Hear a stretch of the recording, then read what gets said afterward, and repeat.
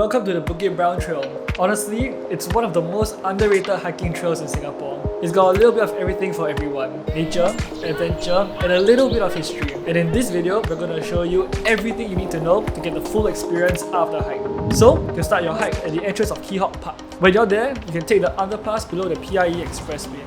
There's a little red altar on the right as you exit the underpass. It's the first of many altars you see along the way, and a ton are dedicated to the Earth deity. On the right of the altar is the entrance to the trail. It's not very obvious but you won't miss it. The trail ahead isn't very difficult to navigate through, but it's quite untouched by the public. So be prepared for a 3-hour hike through nasty muddy trails and a lot of insects. The first part of our hike is going to be rather adventurous because we're going off the main path to look for the abandoned car. After walking on the trail for 10 minutes, take a left turn at this yellow sign. Head down the stairs and turn left. So the path here is kinda sus, but if you follow these instructions, you won't get lost. Probably. The first thing you want to do is to find this little path. It's a bit hard to see, but it's there. From here, follow the best bash path to the abandoned cars. The first thing you'll see are these vine-covered tombs on the right. Follow down the path and turn left. Skirt around the tomb and head down the path. Walk down 2 flights of stairs and turn right after the second one. Cross this stream and continue on down the path to the abandoned cars.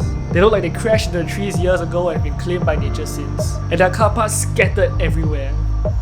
So this random car behind me, but like the PIE is all the way over there. And look, like half the car is missing. If anyone knows what happened to this car and why it's here, please let us know in the comment section down below. Once you're done checking out the car, head back the way you came from and turn left towards the temple on the hill. This is the Sin Heng Santeng Tua Pek Kong Temple. That's damn hard to say, sir. The original temple was built in 1828 and was dedicated to the Bukit Brown land deity. The temple went through restoration in 2012, but there are images at the temple showcasing what it was like before the restoration. For the next part of our hike, walk back to the yellow sign and continue down the route on the left. If you're feeling a little lost, just make sure you're following down the direction of the PIE causeway. Follow the main path until you see this stream. Continue on the left path that goes in the same direction as the stream.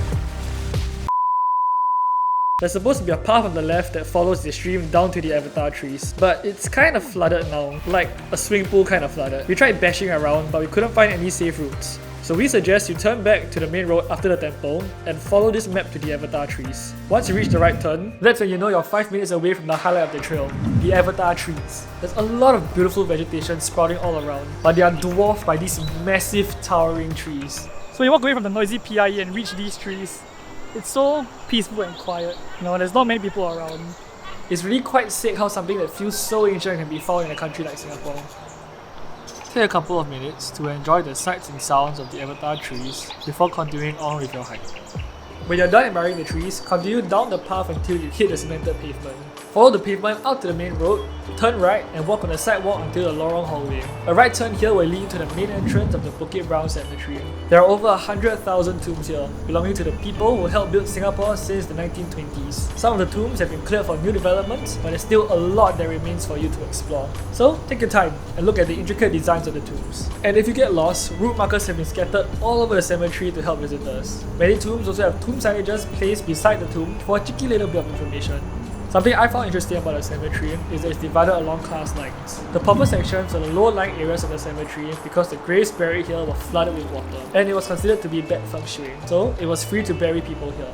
And you also have your wealthier families that could buy huge lands at the top of hills, like the Ong Sam Leong family complex. It's the size of 10 3-room HDB flats. That's way bigger than my house, and there's even more extravagant decorations.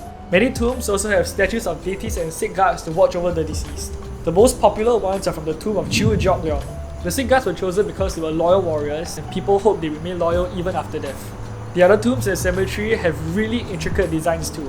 Every carving holds different folklores and mythologies. There's a lot of interesting history here, and you can learn a lot of it from the Bukit Brown Wayfinder Guide. But when you're finally ready to go, the exit is the same as the entrance you came from. Congrats! You conquered the Bukit Brown Trail. One thing to take note is that this is a burial ground. So be mindful about where you step in the cemetery. And do your best not to leave any trash behind so that other adventurers can experience the trail in its pristine condition. I really enjoyed the hike, and I'm sure you will too. So come down and experience it for yourself. And if you're looking for adventures on the weekend, we organize a couple of guided hikes. Check out the Telegram link in the description to join us for future adventures. That's it for today's video. Let us know if there's anything else you'd like us to cover in the comments below, and we'll see you in the next one.